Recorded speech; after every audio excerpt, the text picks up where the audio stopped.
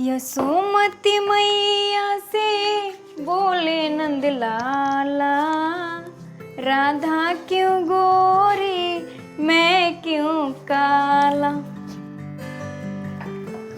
काला कौआ कितनों क्रीम पाउडर लगा ली लेकिन कभी गोरा ना हुई। अरे गोर की पतर की सुन बताओ तनी। अच्छा ये बताओ, तू इतना दिन बाद काहे अइलू है? मिले के मन ना करत रहला का? तू तो ना आवेला, तारा मिले के मन न करला का? अरे हम तो हमेशा तेरा पास रहे के चाहिए, लेकिन का बताई, भैया ऑफिस चल जाले और भाभी अकेले पड़ जाले, बस यही से ना आ पाई थी। भाभी कतिर ना होला कि केहू के रखले बड़ा ही। अरे हम तो 10 जना के रखले बानी। 10 जना के? हम तो 20 जना के रखले बानी। अच्छा रुका बताओ तनी।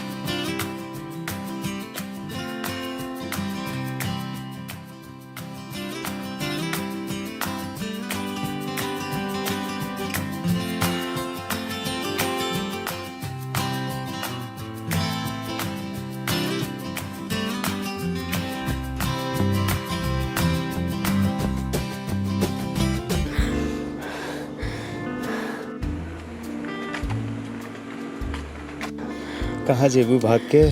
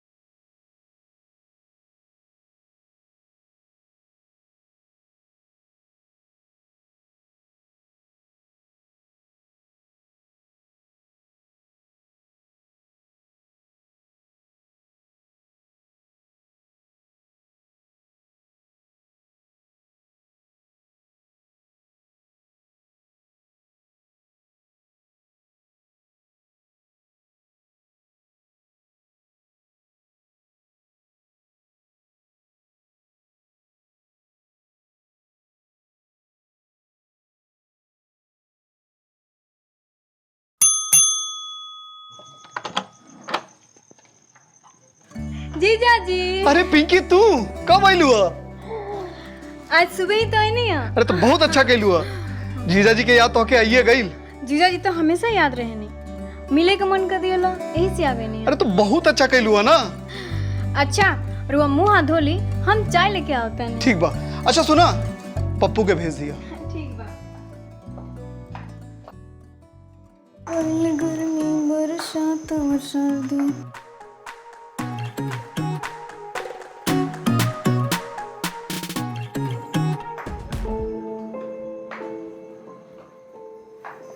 हमारा से हो दर्दी जल्दी लेके आज।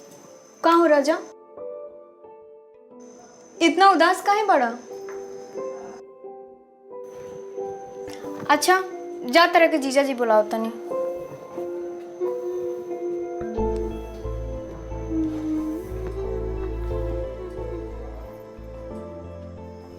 पिंकी, हमरा बिल्कुल भी पसंद नहीं है कि तू हमरा अलावा केहू और के सामने बिना दुपट्टा के जा।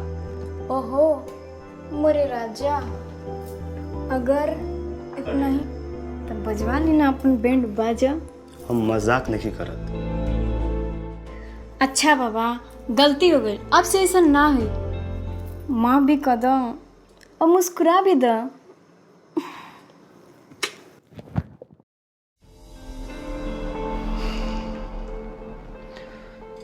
हाँ भैया, बुलौला है का?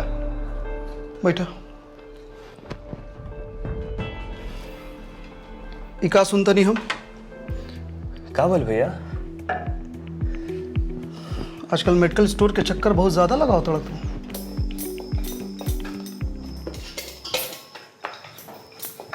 दीदी दीदी, जीजा जी पप्पू के डांटा था नहीं। काहे? ना भैया, मतलू चाचा की बेटी के साथ कोनो चक्कर चलता का तोहार? हमार केहू के साथ कोनो चक्कर नहीं चलत भैया। के कह दिया ला?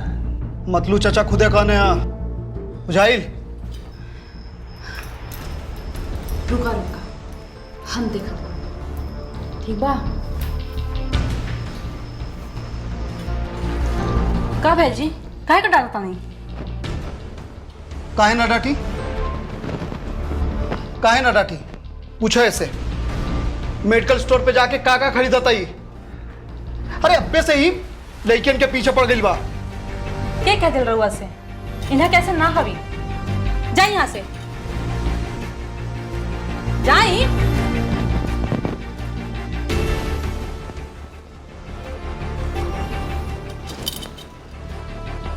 मतलू चाचा कर शिकायत करते रहने बुझाइल, और तोरे वजह से कर दिमाग और खराब हो गई बा।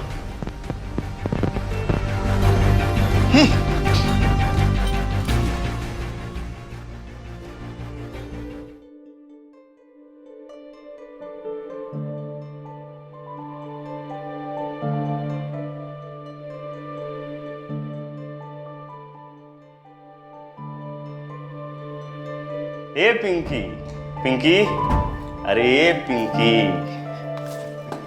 अरे तू भैया के बात के सीरियस मत लिया हो।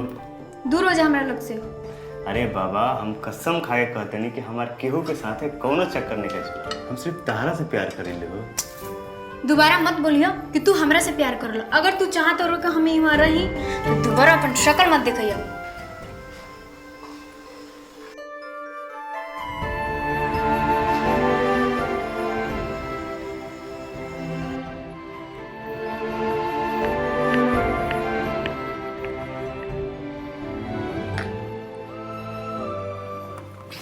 बैठा, चाय ले लू। हाँ